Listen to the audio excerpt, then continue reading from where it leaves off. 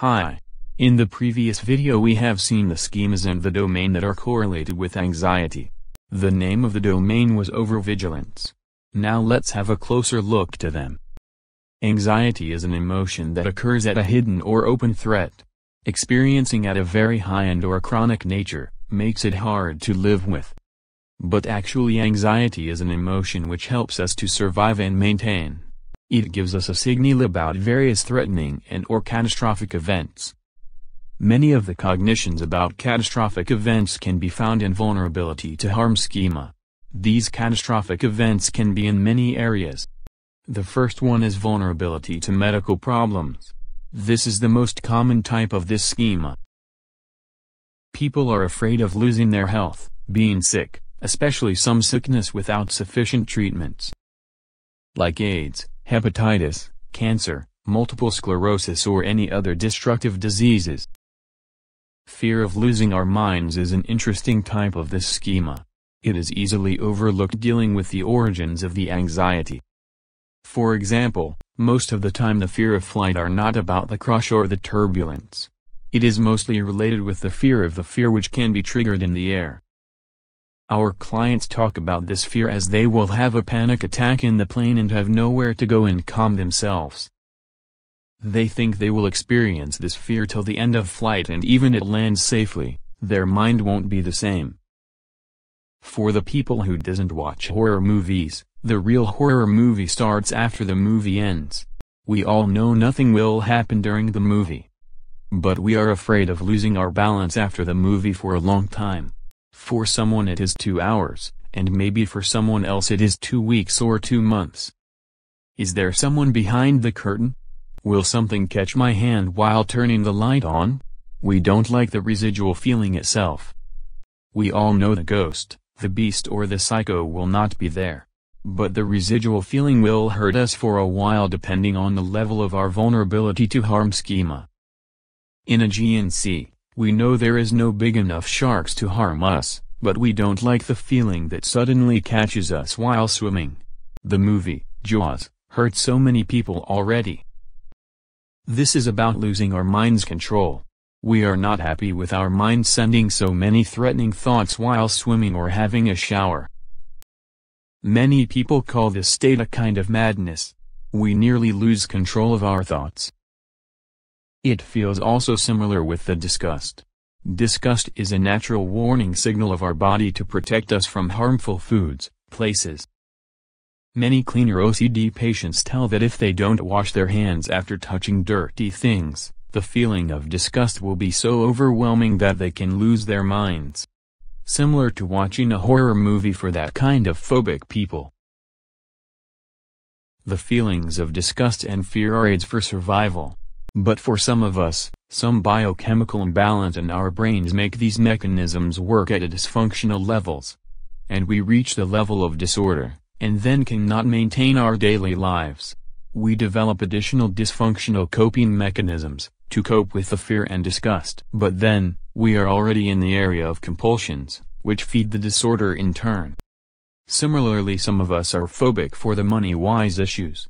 The economical situation of us are about to face an unexpected sudden catastrophe. It is a matter of time that we lose all of our money and then be poor. There is no guarantee that our economical situation will last forever.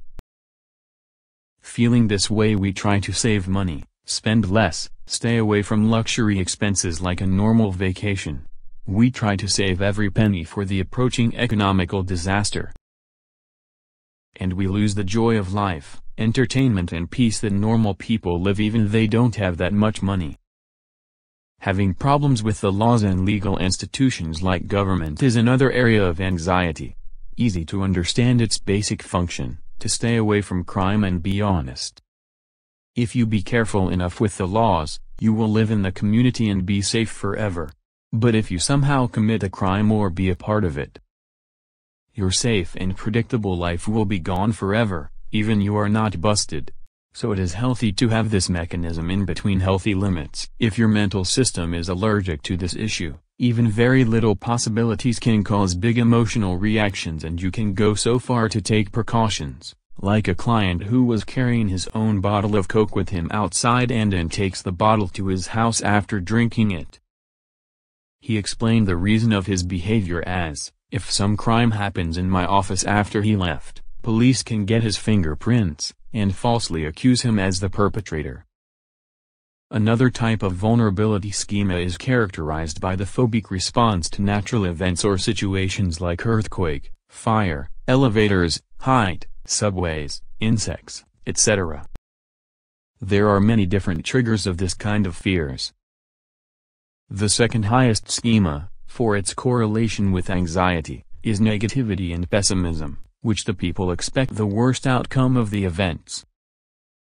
This schema helps the survival function also, being prepared for the worst result. But again, at the pathological levels it ruins the function of the person. Most of the time magical thinking accompanies this schema. People with pessimism schema has a tendency to believe that good thoughts or things in their lives can cause bad results. Interestingly, this schema is the third one with the high anxiety levels. It is characterized with the high perception of the signals of the abandonment in the close relationships. This schema is considered to be a disconnection domain. But according to our research, which is in preview, it appeared in the overvigilance domain. This schema, like abandonment, also has high correlation with anxiety levels and takes its place in the overvigilance domain.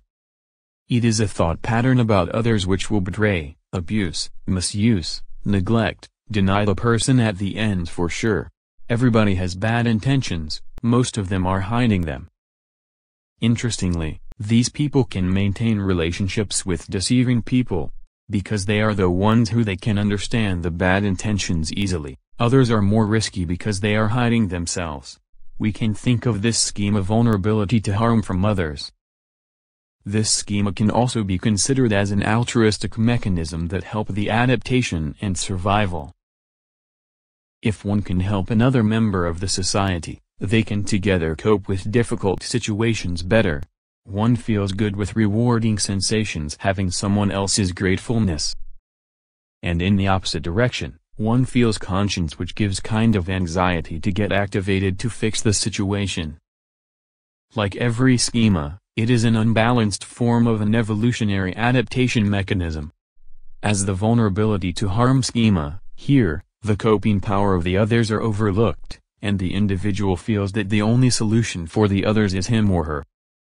Other person's needs are to be met at once.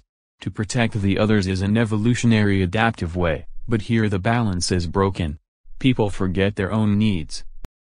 Beside the unfulfillment of the person's own needs, the corrosive feeling of over-responsibility is the source of anxiety.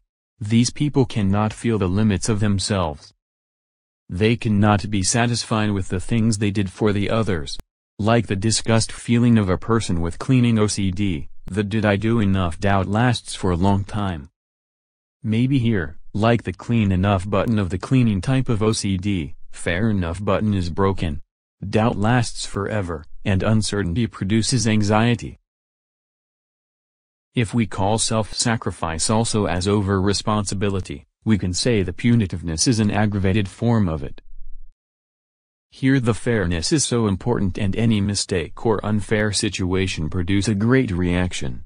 These people with this schema is like having an allergic reaction to unfairness. The prominent emotion is anger, but anger, as always, is a secondary emotion. People tell the feeling of helplessness at first while they face an unfair event, and then anger comes for coping with it. Self-sacrificers are not necessarily punitive, but they gang up against unfair attitudes or actions. Here, in punitiveness, an evolutionary adaptive mechanism is working in an unbalanced way, producing so much anxiety and anger in return. So, we have finished the explanations of these 6 schemas of overvigilance domain. The first 4 schemas look like an overperception of unfair events occurrence. A sudden untreatable sickness, being abused by others, being abandoned, facing the worst scenarios. When we look at the last 2 schemas, self-sacrifice and punitiveness, it looks like these people are hypersensitive to the unfair behaviors of themselves or others. The concepts that we are talking about this overvigilance domain also sound similar to the superego concept of Sigmund Freud. According to him, the superego acts as the conscience, maintaining our sense of morality and prescription from taboos. The superego and the ego are the product of two key factors, the state of helplessness of the child and the Oedipus complex. This slide summarizes what we discussed in this video. The origins of anxiety has two layers. One layer is helplessness. 4 schemas are closely related with this layer. The other layer is conscientiousness. And this one is related with 2 schemas. Dealing with anxiety problems, the first layer, helplessness, is more easy to see and deal with. But the second layer, conscientiousness, can easily be overlooked. Within this video we discussed the schemas of overvigilance domain. The next video will be about noticing the second layer, person's exaggerated view about fairness.